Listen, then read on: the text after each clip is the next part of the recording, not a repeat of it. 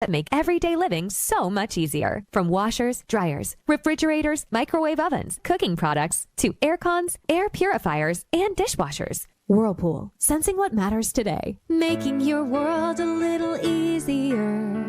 Whirlpool. Oy, oras mo natin. Binuksan mo kasi kagad yung camera. Yan tuloy, nagtakbuhan tuloy yung mga kausap ko rito eh. Ayan, oras mo natin ha, sa buong Pilipinas ha. Nako, meron na tayong 3 minuto makaraan ng alas 10 ng morning. Humanda na sa mga malalaking balita. Trending viral. Pinag-uusapan sa buong Pilipinas at buong mundo. Ronda Pilipinas Headlines. Narito na mga headlines sa Ronda Pilipinas. Ronda Pilipinas. VP Sara Duterte at Congressman Paulo Duterte lumipad na rin patungong the Netherlands. Ronda Pilipinas. Pag-aresto kay dating Pangulong Duterte labag sa batas ayon yan sa isang political analyst.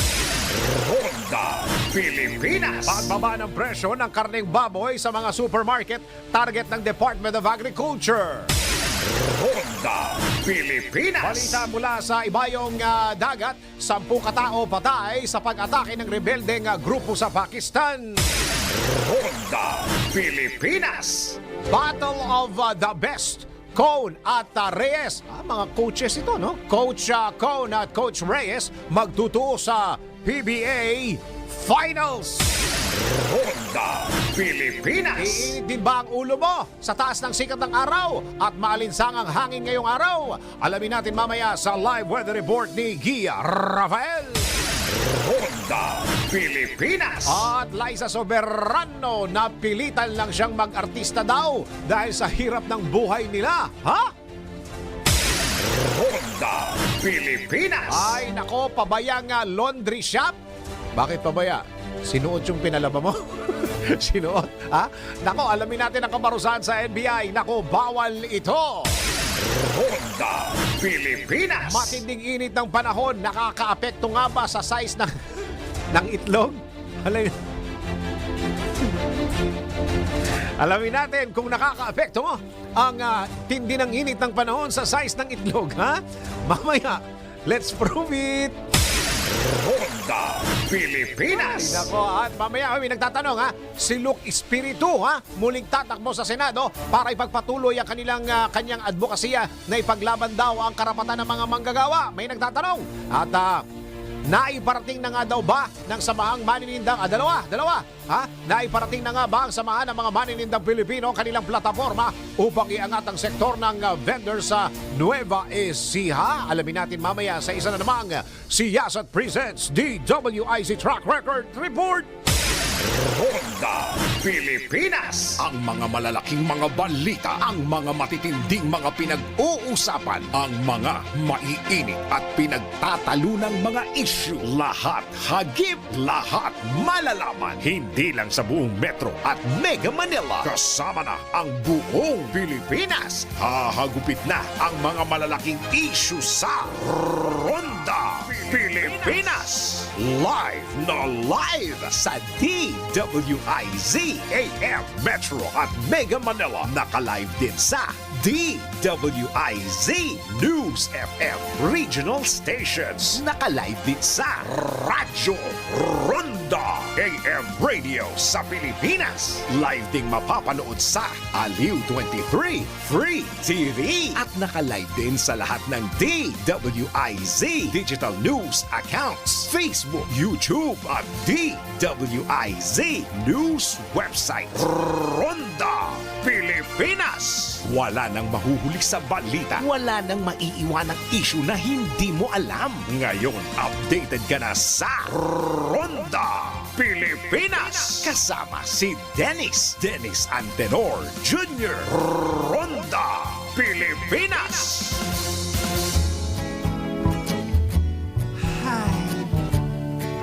Sobrang dami nangyayari ngayon. Relax muna. Oh. Salbahe ka? Akala ko. outside your door. Ay, ang dami hong nagiging eksperto sa mga panahon ngayon. Ang daming nagbibigay ng kani-kanila mga opinion. But the door Alam nyo, merong dalawa kong gusto ko sanang pag-usapan. Okay na muna yan. Huwag na natin pag-usapan yan. Sila-sila na yan. Kumbaga, kanya-kanyang opinion na yan. Alam nyo ang gusto kong pag-usapan? Ang gusto kong pag-usapan, yung ICC mismo. Ano ba yung ICC na yan? Dalawa yan eh. ICC at saka Interpol. Ha? Sino ba ang mga bansa? Kasi nag-withdraw na tayo dyan ng 2017, hindi ba? Okay. So, sino-sino na lang ang natira diyan? At saka, paano ba yan? Pagka dumating na si Pangulong Duterte doon, paano na? Pwede bang dyan? Pwede bang, paano ba? Pwede bang magpiansa? At pagka magpiansa ba, pwedeng umuwi muna? Yung mga ganun, ano ba talaga yung ICC na yan? Di ba? O kaya kung ikaw ay natawag na witness, tinawag, kung ongoing yung trial, natawag ka ngayon, tinawag ka, pumunta ka ngayon sa the Netherlands, ha? Pumunta ka doon, nagpunta ka doon, bilang isa sa mga resource person.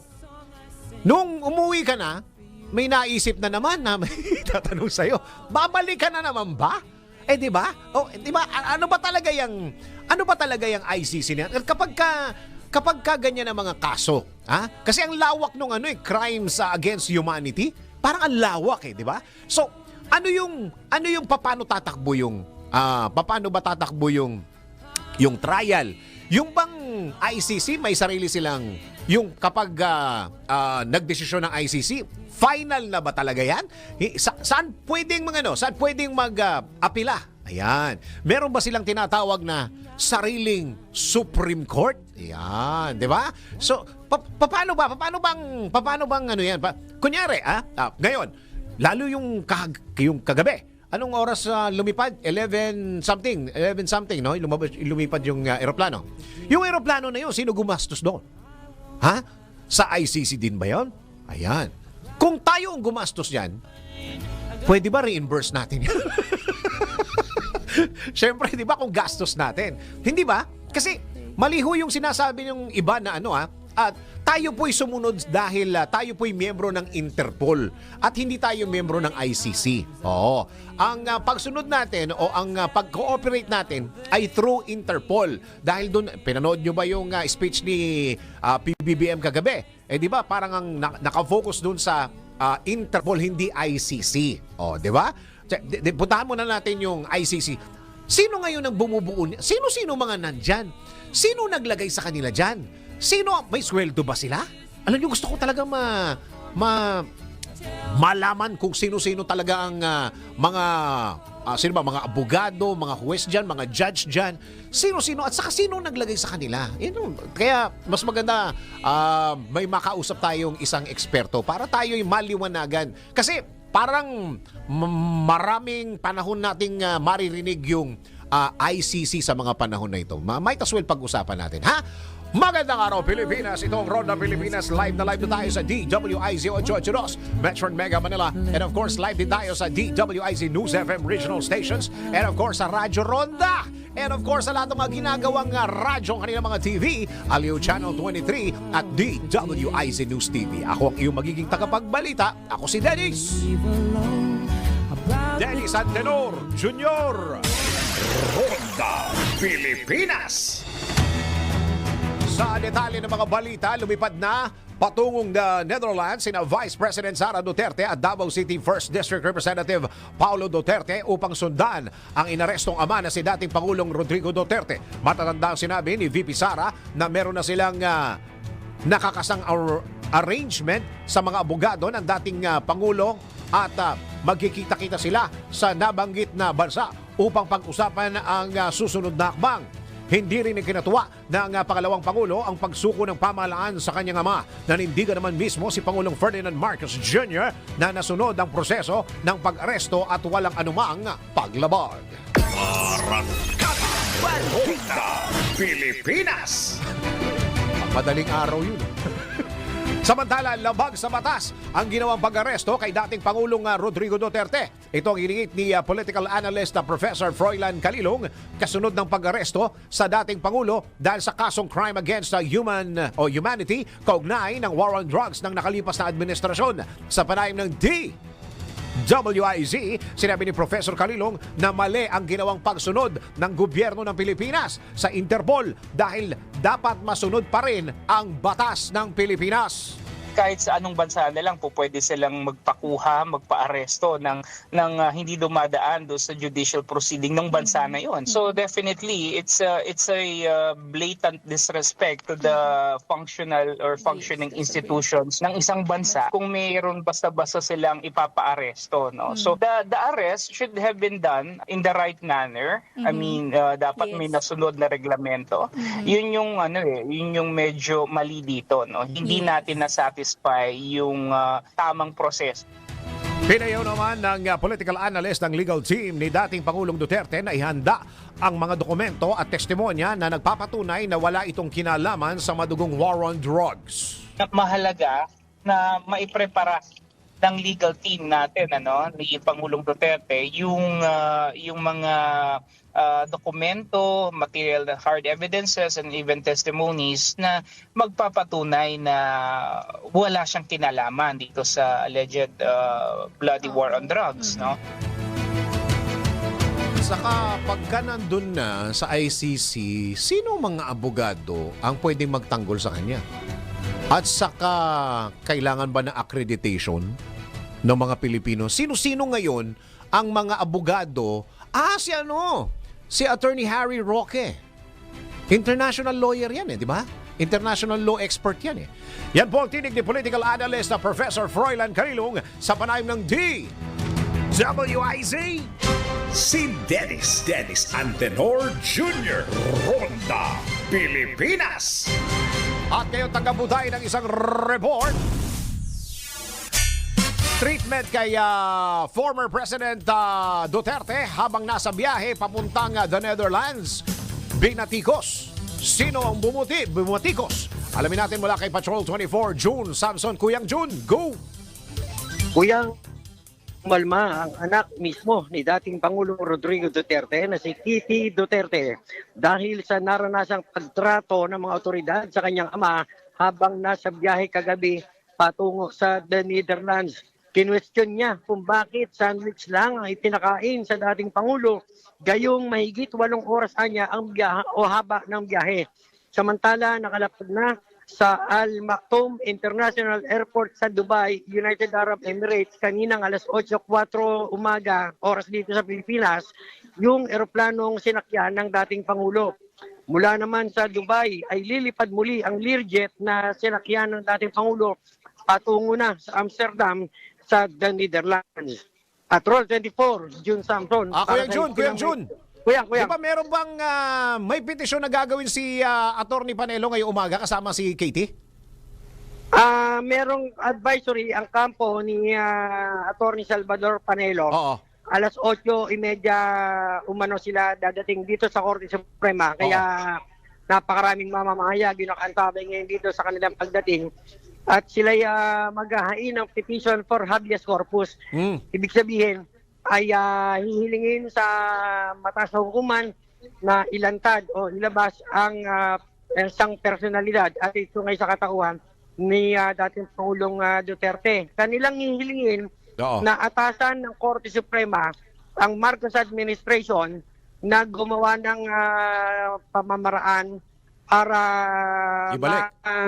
makumbinsi ang International Criminal Court na pabalikin dito sa Pilipinas si dating Pangulong Duterte. Pero hanggang sa mga samandaling ito ay wala pa rin yung kampo ni Panelo dito sa Korte Suprema. At ang tatayong petitioner dyan sa kanilang iyahay petition ay itong si Kitty Duterte. Ayun. So yun yung, kanina nga, parang ang basa ko kanina, parang 8:30 na umaga. So hanggang ngayon, wala pa sila, Kuyang John?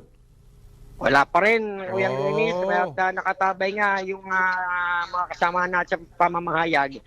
At umaasa na anumang sandali ay darating na rin sila dito sa Korte Suprema. Sige, sigawan mo lang kami. Shout ka lang kung nandyan na. Maraming salamat, Kuyang Jun. Patrol 24, June Samson, para sa impilang may todong lakas, DWIZ, nagbabalita ng tama, naglilingkod ng tama. Kapag may bagong balita, naka-on air, agad-agad, DWIZ. Patrol Report. Alam mo, isa pa yun, ano? Isa pa yun na pwedeng pag-usapan. Kasi pwede bang humiling yung bansa natin, yung gobyerno natin na pabalikin, hindi na nga tayo membro ng ICC eh. O, paano ba yun? Ano ba ang pwedeng gawin doon? Kung hindi na tayo membro, ha? Siguro pwede naman nating sabihin, pagbigyan nyo na kami dating membro. Ayan, ano ngayon ang magiging sitwasyon nung magiging hiling na yon kung sakasakaling mag-move on. At saka, pagkaganyan, no? Pagkaganyan yung mga tipong tatakbo yung trial, ilang taon ang pinag-uusapan natin? No? Ilang taon? At saka, balita ko nga, merong mga pinapa-aresto din ng ICC noon na hanggang ngayon hindi pa nila na-aresto eh. Sige, tayo'y makakausap ng expert Maya-Maya, ha? Maya-Maya ng konti. Maya-Maya ng konti. Para tayo'y may matutunan, lahat tayo'y matuto ngayong umagang ito. Kung sino ba, saka sino-sino na ba ang miyembro ng ICC? Ha? Sige, sumagot ka. Kaya mong kausap eh. Okay, alamin na natin ang pinaka-latest weather report. Pinakahuli, pinaka-latest, pinaka-napapanahon. Whether we like it or not, ito ang magiging DWIZ Weather Report. May nabanggit si Pangulong BBM kahapon yung tungkol dun sa coordination natin sa sa Interpol. Kaya nahuli pala si Alice Guo, yung kamukha mo. Si Alice Guo. Kaya siya nahuli. Anong sabi? Through Interpol. Interpol yun. Kaya parang nangyayari, parang natulungan nila tayo, tutulungan natin sila. Parang gano'n naman yung bigayan, parang gano'n yung gano'n ang naging usapan diyan. Naalala ko lang kasi Kasi nandito doon sa mga si Alice. nakikinig sa radyo at doon sa nanonood ng TV or social media, alam nila kung ano ibig sabihin, pero yung radyo hindi nila. Puntahan nyo sandali yung aming YouTube o kaya live, Facebook namin. Nang mag-aalam ako Makikita kamukha nyo. ko ba talaga. Kasi Sino? feeling ko hindi. Si Alice Guo? Bahala ka. Bahala ako. Marami nagsasabi kamukha ko eh. Oo. Magpapatunay kami na hindi ikaw yun. Hindi ako. Oo. Pero yung kamukha, sige. Sige na lang. Parang ayaw pumayag Sabi nila eh. Dami nagsasabi kahit sa school nun. Ganon. Bago Kahit sa graduate. school nun, hindi pa naman sikat si Alice Guo nun Last year. Last year lang. Paano pumunta ka sa Dami. Diyos ko. Talaga? Mm-mm. Si Alice Guo. Kahit mo ba si Alice Guo? Ay, hindi. Matangkad daw yun. Mas matangkad daw siya. yun. Malaking tao raw. Oo. Alam niyo naman ang height ko. Ganito lang. Inaapi mo na naman yung sarili mo. Sige, mag-weather report ka Mag-weather na lang tayo. Baka kung ano pang malaman nila. Anyway, ang easterlies ay patuloy pa rin na umiira luwang mainit at maalinsangang hangin mula sa karagatang Pasipiko sa bansa, partikular na po sa eastern section. At asahan ang magandang panahon ngayong araw sa malaking bahagi ng bansa dahil kasalukuyang walang binabantayang LPA ang Pag-asa sa loob at labas ng PAR. Samantala, sa Metro Manila, asahan na ang generally fair weather simula bukas hanggang Sabado. Nasa 25 to 33 degrees Celsius naman ang temperatura dito. Samantala, generally fair weather din ang aasahan sa mga nasa Metro Cebu bukas at sa Sabado. Pero asahan ang pag-ulan pagdating ng Biyernes. Ang temperatura naman ay nasa pagitan ng 26 to 32 degrees Celsius. Sa Metro Davao, generally fair weather din ang mararamdaman bukas. Pero pagdating ng Biyernes at Sabado, ilabas na ang mga panangga dahil asahan na ang pag-ulan sa 2 araw na magkasunod. Kailan? Sabado at Friday. Sa Davao. Sabado. Friday at Sabado. Friday at Sabado. Sorry. Baliktad. Nauna na kasi yung weekend sa mood ko ngayon eh. Okay. Nasa 25 to 33 naman ang temperature doon sa Metro Davao. At ngayong araw, March 12, ang kainitan po, napakainit na at maalinsangang panahon sa Zamboanga City. Aabot ng 41 degrees Celsius at 40 degrees Celsius naman pareho sa Naiya, Pasay City at Sinait, Ilocos Sur. Samantala, ang araw sumikat kanina ng 6:06 a.m. at asahan ang paglubog nito mamayang 6:06 p.m. At happy birthday po in advance. Ilabas nyo na. Wala namang magawa itong mga taon to eh. No? Birthday ko. Pero next week pa yan. Next week, in 8 days, birthday na niya. Total, greetings rin lang. Binabati ko rin si Yusek Ulayvar ng Department of Education. Ayan, nakikinig at nanonood sa atin yan. Taga Department of Education. Nakilala ko kahapon. Sabi ko, babatiin ko siya. Happy Yusek, birthday po. magandang araw. Maraming salamat sa pakikinig at panonood. Marami tayong pag-uusapan, Yusek, ha? Promise, ha? At Marami yan tayong po- project, ha? Yan po muna ang aking latest weather update. Saan ka pupunta? At Tatago ka na naman. dun sa... Magtatago. Oo, at abangan, bukod sa sa panahon, abangan natin yung update ni Dennis Santino Jr. Saan po siya magpapakain sa birthday na. Yun okay. lang po. At ako po si Gia Rafael, nagbabalita ng tama, naglilingkod ng tama. Pinakahuli, pinaka-latest, pinaka-napapanahon, whether we like it or not, DWIZ Weather Report. Ronda Pilipinas. Oy, nako, kapag kaganito ang panahon ngayon, ha? Dapat meron tayong tinitake na food supplement na natural at walang halong chemical. Ayan. Subukan na ninyo ang MX3 capsule. Siguradong safe yang inumin dahil dumaan yan sa US clinical trial at Nutrasource analysis ng Canada. Proven po, Proven ang MX3 capsule sa merong alpha, beta at gamma nutrients, antioxidants at anti-inflammatory properties. Kaya naman, ano pang inaantay ninyo? Bumili na at sumugod na sa mga leading drugstores nationwide o kaya bumisita na sa kanilang website na mx3ph.com o tumawag sa telepono bilang 0918-888-8693. Tandaan nyo, sa MX3 dito ako. Bilib! Ronda Pilipinas. Hoy, may nagtatanong, Luke Espiritu, muli daw bang tatakbo sa Senado para ipagpatuloy ang kanyang advokasya na ipaglaban daw ba ang karapatan ng mga manggagawa? Alamin na natin, isa na namang Siyasat Presents DWIZ Track Record Report. Bilang curious ako sa mga tumatakbo ngayon para sa darating na eleksyon, pwede bang paki-research sa IZ Track Record kung sino si Luke Espiritu? Gusto ko kasi sanang malaman kung ano ba ang background niya. Talaga bang may nagawa na siya sa bayan? Alamin, iboto ang tama, itama ang boto. Siyasat presents DWIZ Track Record. Sa patuloy na pagsisiyasat ng aming team, napag-alaman na kabilang si Luke Espiritu sa mga muling naghain ng kanyang kandidasiya para sa darating na midterm elections ngayong Mayo at muling susubok na makapasok sa Senado. Nauna nang tumakbo si Espiritu sa pagkasenador noong 2022, ngunit bigo itong maipanalo ang pwesto. Ngayong darating na halalan, muling susubukan ni Espiritu sa ilalim pa rin ng Partido Lakas ng Masa na maipagpatuloy sa Senado ang kanyang mga ipinaglalabang advokasya. Ipinakilala ni Espiritu ang kanyang sarili bilang isang labor leader at presidente ng Bukluran ng Manggagawang Pilipino. Anya pa, panahon man ng kampanya o hindi, matagal na nilang ipinaglalaban ang kanilang advokasya para sa karapatang pantao, climate change at patuloy pang isusulong ang karapatan ng sektor ng mga manggagawang Pilipino at tuluyang tanggalin ang kontrakwalisasyon. Bukod pa riyan, nais niya ring pagtuunan ng pansin ang mga mahihirap na Pilipino at mabigyan ng mga ito ng permanenteng tirahan at ang pagkakaroon ng pantay-pantay na pagtingin at karapatan ng mga mamamayan anuman ang kanilang kasarian. Para sa Siyasat Presents DWIZ Track Record, ako si Gia Rafael, nagbabalita ng tama, naglilingkod ng tama. Ngayong alam mo na, gawa na ng listahan ng iboboto mo. Iboto ang tama, itama ang boto. Siyasat presents DWIZ Track Record. I-message mo na kami sa aming Facebook, TikTok, or YouTube kung kaninong track record ang gusto mong ipacheck.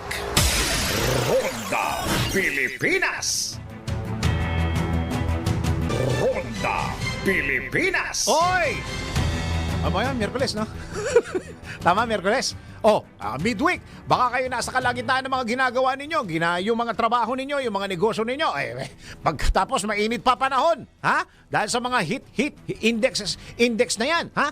Baka pag sumakit ang ulo ninyo, madadamay ang buong katawan ninyo. Isa lang ho ang solusyon diyan, ha?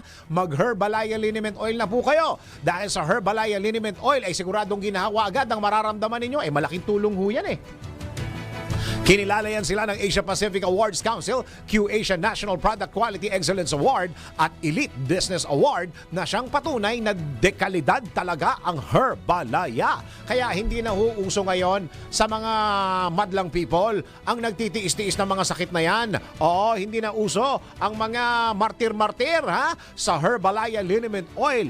Amoy na kaaya-aya sa bawat pahid ay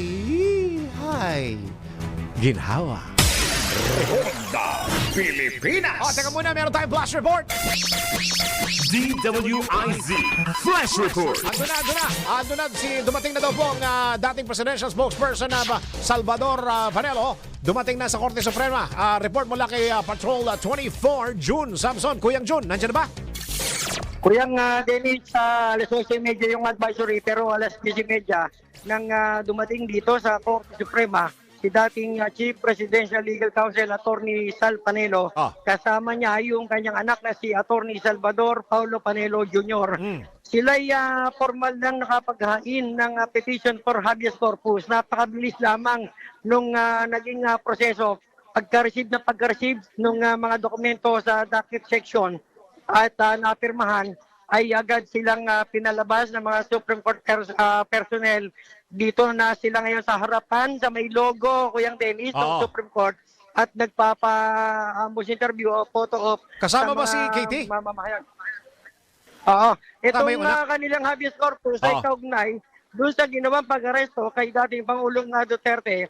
Batay naman doon sa inilabas na warrant of arrest kaugnay sa ipinatupad na drug war campaign ng Duterte administration. Nabatid na ang mismong petitioner dito sa kanilang petition for habeas corpus ay ang mismong anak ni Pangulong Duterte na si Veronica Kitty Duterte.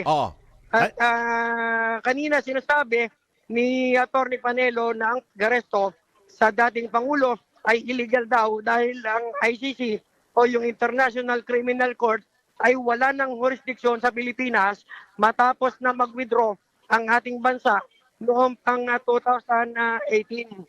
At nais din ni Panelo na papanagutin ang gobyerno, partikular itong Marcos administration, dahil hindi daw nirespeto yung soberenya ng Pilipinas. Makaraang isinuko ang isang Pilipino o isang dating Pangulo na hindi daw idinaan sa tamang proseso. Hanggang sa kasalukuyan ay dinudumog o kinukuyog ng mga mamamahayag itong mag-amang abogadong Panelo at nagbibigay pa ng kanilang mga Kuyang Jun. Kasama ba si Katie? Hindi kasama. Bilang mag-ama lamang yung nandito sa Korte Suprema. Okay. Mag-ama, ibig sabihin anak ni ibig sabihin yung anak ni Attorney Salvador Panelo.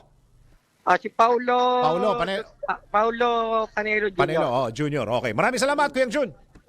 Magpapatuloy tayo makaganapan sa Korte Suprema. Patuloy natin ang tabayanan yung mga susunod na update o susunod na hakbangin ng kampo ni dating Pangulong Rodrigo Duterte. Mula rito sa Korte Suprema, Patrol 24, June Samson para sa bilang may todong lakas, DWIZ, nagbabalita ng tama, naglilingkod ng tama.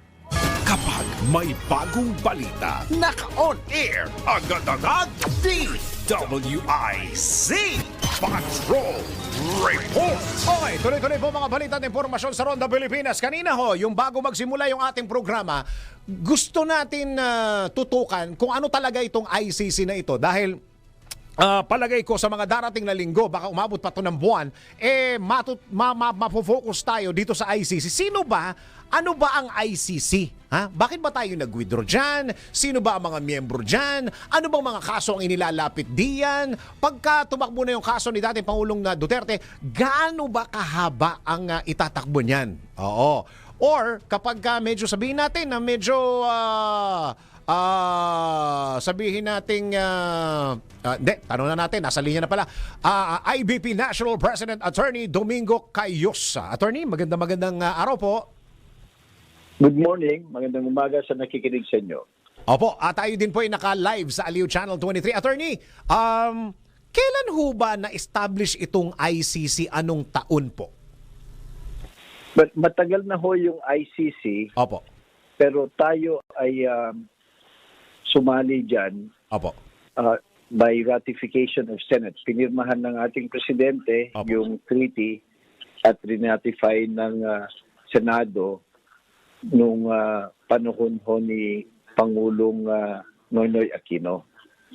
Opo. Ito So pong... we are one of the 125 countries more or less na miyembro ng ICC.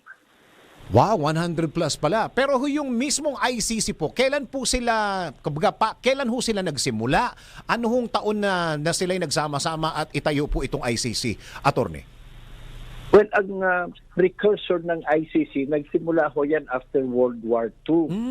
Kasi nga maraming mga war crimes, mga pag-aabuso, yung Opo. mga Nazi, war criminals. So, linitis, mga yan. So, naisip ng buong mundo, United Nations, na maganda siguro kung meron tayong dedicated na international tribunal na mag-aasikaso sa ganitong mga pangyayari. Lalong-lalo na kung wala namang gera, yung mga sitwasyon na kung saan merong mga mabibigat na krimen, yung war crimes, genocide, crimes against humanity, and recently dinagdag yung aggression na kung hindi matugunan nung local na jurisdiction, yung mga local courts, Opo. ito yung court of last resort nung mga naagrabyado. So, gradual ho ang pagbuo niyan. Nagkaroon ng maraming meeting, convention, culminating to the Rome Statute.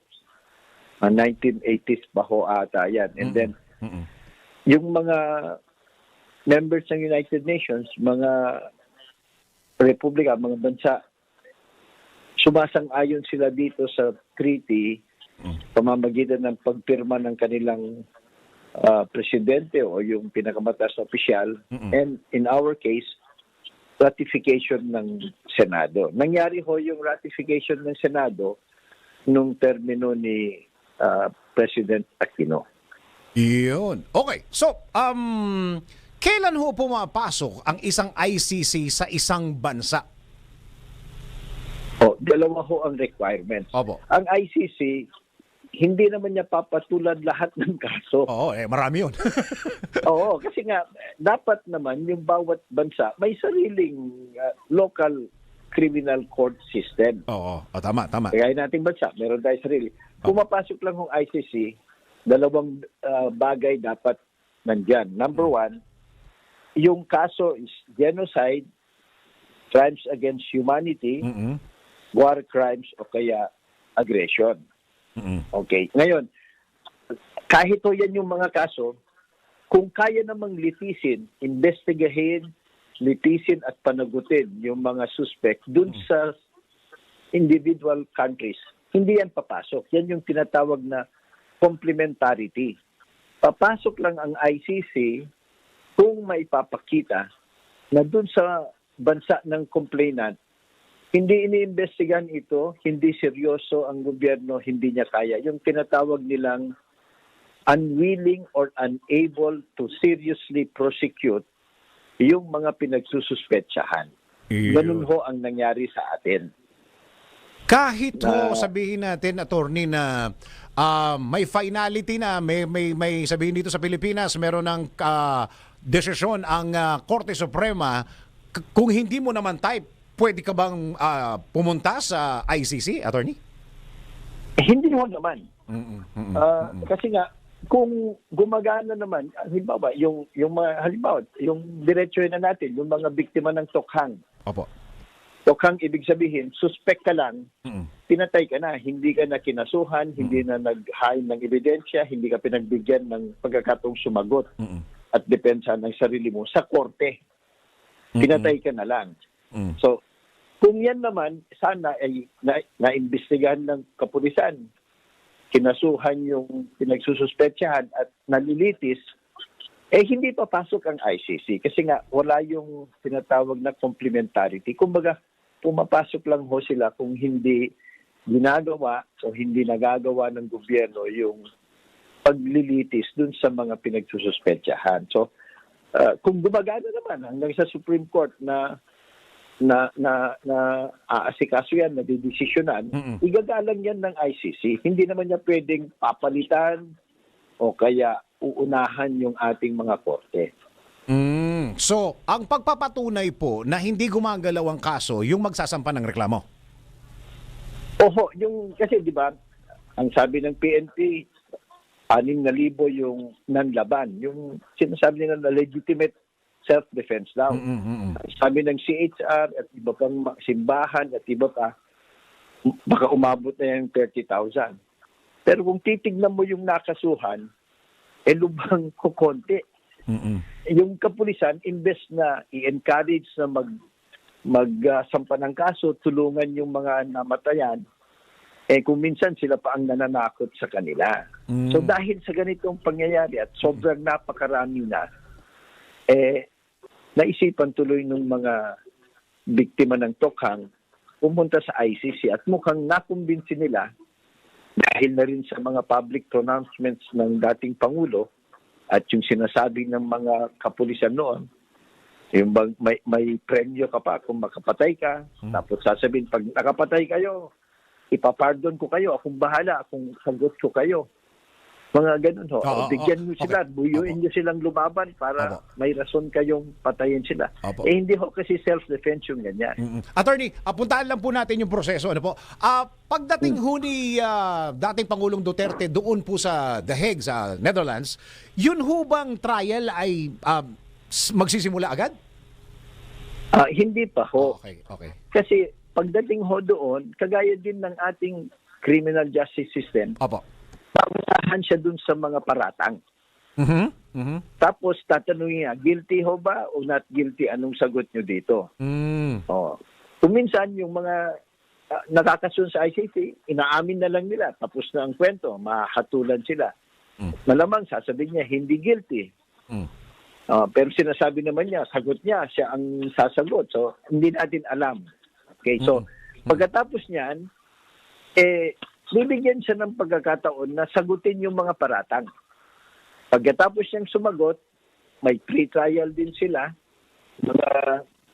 Sabihin ko anong mga dokumento, sino mga witnesses, anong testimonya. Tapos magsisimula ang trial. Yung prosecution, kinakailangan pa rin patunayan nila with beyond reasonable doubt, kagaya ng ating sistema, na itong mga tokhang na ito may kinalaman ng presidente at siya mismo ang nag-utos na ganit yung para bang naging polisiya ng kanyang administrasyon nung siya ay mayor ng Davao at nung naging presidente siya ng Pilipinas. Yung ang charge ho sa kanya is crimes against humanity by murder, numerous murders by indirect participation. Meron hong nabanggit na yung magtatanggol ho ba sa kanya ay pwedeng Pilipino na abogado? Kailangan ba na accreditation nito sa ICC, attorney? Paano ba? Pwede ho namang abogado ng Pilipinas kung kwalipikado naman siya, abogado, member naman sa IBP. Pero usually ho, ang kinukuha nila yung sanay na sa proseso ng ICC. So, kaya naman siguro nilang mag-hire ng mga defense counsels ng marami ng akusado dyan sa ICC. Pwede rin ho naman yung pinagkakatiwalaan nilang abogadong Pilipino. Halos pareho din ho naman yung proseso doon eh. So, ibig sabihin, the choice of kung sino man ho yung nasampahan ng kaso, choice po niya, kahit sinong Pilipino po na abogado na paniniwala niya na siya po ay may pagtatanggol sa International Court. Pilipino o hindi, igagalang yung kanyang choice. Ngayon, kung sabihin niya, wala akong kakayanan, wala na akong perang pambayad, lagaya din natin, bibigyan din siya ng libreng abogado. Para yung PAW natin dito, meron din hong ganon. Kasi entitled pa rin siya, one of the fundamental rights of an accused kasi sa ating bansa at sa buong mundo is you are entitled to counsel pag criminal case.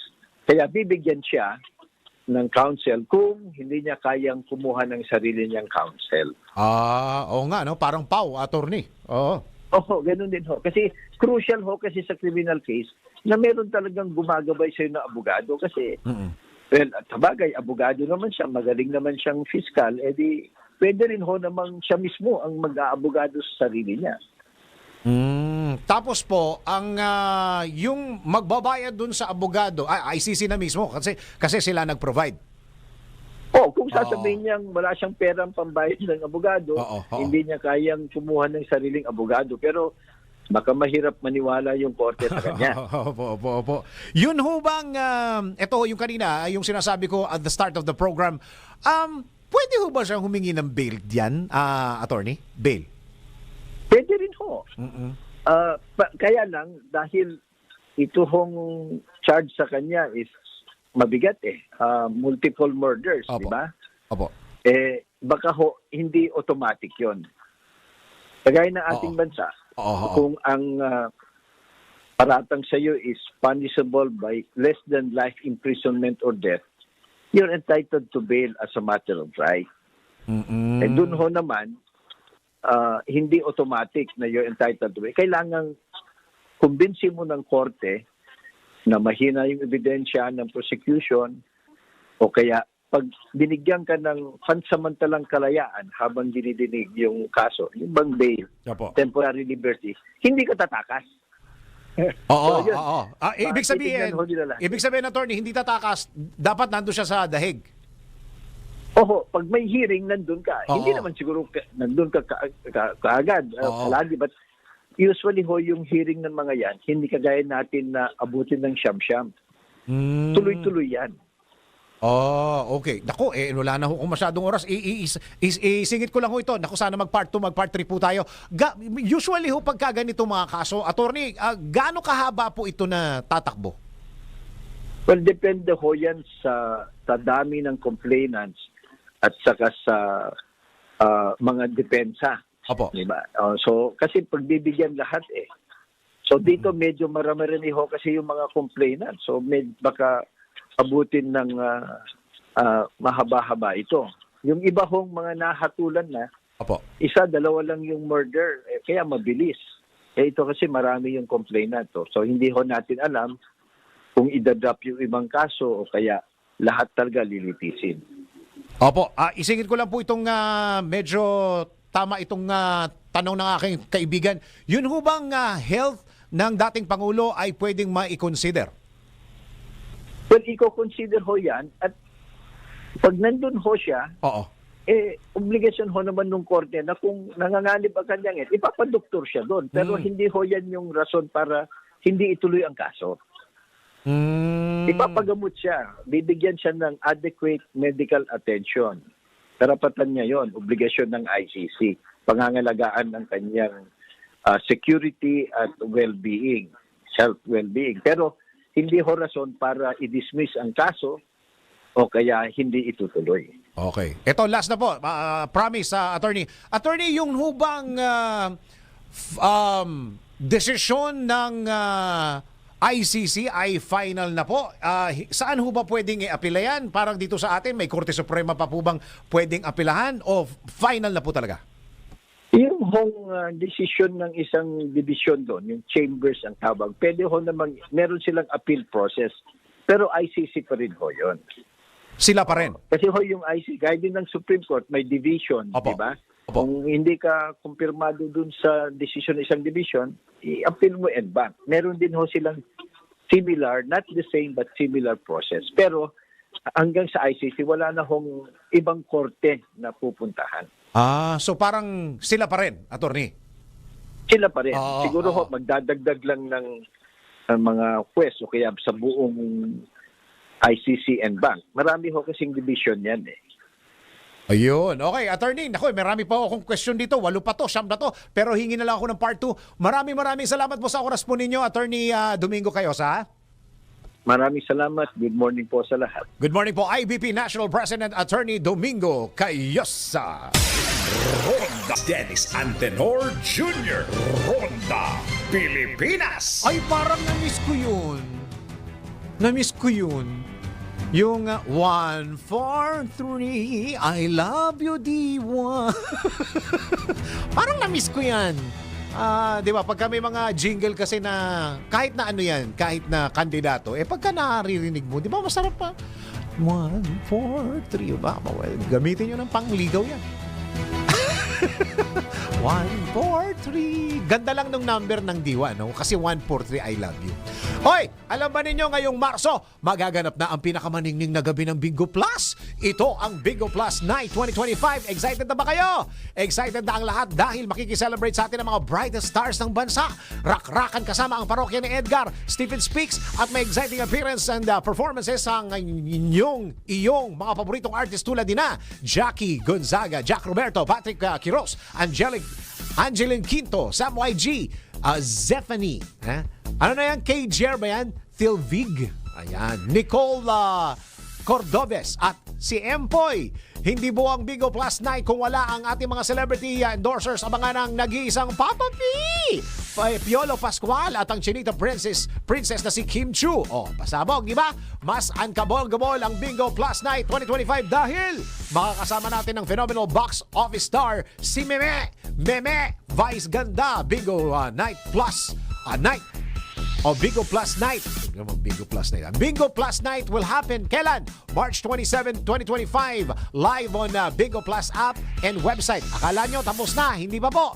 Marami ring inandang mga surprises para sa Bingo Plus Night. Kaya sali na para sa Ultimate Lucky Spin for a chance to win 300 million pesos and 5 million peso worth ng kotse. Download na ng The Bingo Plus app now on App Store or watch our live streaming at bingoplus.com. Huwag na magpatumpik-tumpik pa ha! Dahil dito sa Bingo Plus, bingo sa saya plus sa panalo, gaming for 21 years old and above only. Keep it fun, game responsibly. Visit pagcor.ph/regulatory or email keepitfun at pagcor.ph. Ronda Pilipinas. Battle of the best coaches, ha? Coach Cone at saka Coach Reyes magtutos na sa PBA Finals. Alamin natin na sports news mula kay Ian Articona. Sa mundo ng palakasan, ang latest malalaman sa DWIZ Sports News. Sisiklab ang matinding bakbakan sa paparating na PBA Commissioner's Cup Finals sa pagitan ng Barangay Ginebra at Token Tex na magsisimula ngayong Biyernes. Ngunit higit pa sa labanan ng kupunan, inaabangan din ang tunggalian ng dalawang veteranong coach na si Tim Cone na may 25 titles at si Chot Reyes ng Token Tex na may 10 titles at dating head coach ng Gilas Pilipinas. Bagamat magkaibigan sila sa labas ng court, ngayon ay magtatagisan sila para sa presiyosong titulo na tiyak na magbibigay ng kapanapanabik na laban para sa mga manonood. At yan ang aking sports news. Ian Articona, nagbabalita ng tama, naglilingkod ng tama. Ang balitang ito ay hatid sa inyo ng Arena Plus. Sa Arena Plus, astig sa sports. Download Arena Plus app now in App Store. You can watch it also on arenaplus.ph. Sa Arena Plus, astig sa sports. Gaming for 21 years old and above only. Keep it fun. Game responsibly. Ronda Pilipinas. At bago tayo magpaalam, tayo muna magpatama quote of the day. Ang pagkakamali ay parte ng buhay. Kung hindi ka matututo, hindi ka magbabago. Kaya magsumikap ka. Magsumikap ka. At yan ang kabuuan ng mga balita at impormasyon sa Ronda Pilipinas. Ang tabayan po susunod na programang Yes, Yes, Yo, To Passion with Miss Jumi De Guzman. Maraming salamat Pilipinas. Ako ang iyong naging tagapagbalita. Ako si Dennis. Dennis Antenor Jr. Nagbabalita ng tama, naglilingkod ng tama. But the dawn is breaking, it's early morning. Ang mga malalaking mga balita, ang mga matitinding mga pinag-uusapan, ang mga maiinit at pinagtatalunang mga issue. Lahat hagip, lahat malalaman. Hindi lang sa buong Metro at Mega Manila. Kasama na ang buong Pilipinas. Hahagupit na ang mga malalaking issue sa Ronda Pilipinas. Live na live sa DWIZ AM Metro at Mega Manila. Naka-live din sa DWIZ News FM Regional Stations. Naka-live din sa Radyo Ronda Ronda AM Radio sa Pilipinas. Live ding mapapanood sa Aliw 23 Free TV at nakalive din sa lahat ng DWIZ Digital News accounts, Facebook, YouTube at DWIZ News website. Ronda Pilipinas. Wala nang mahuhuli sa balita. Wala nang maiiwanang issue na hindi mo alam. Ngayon, updated ka na sa Ronda Pilipinas. Kasama si Dennis Antenor Jr. Ronda Pilipinas. Monday to Friday, 10 a.m.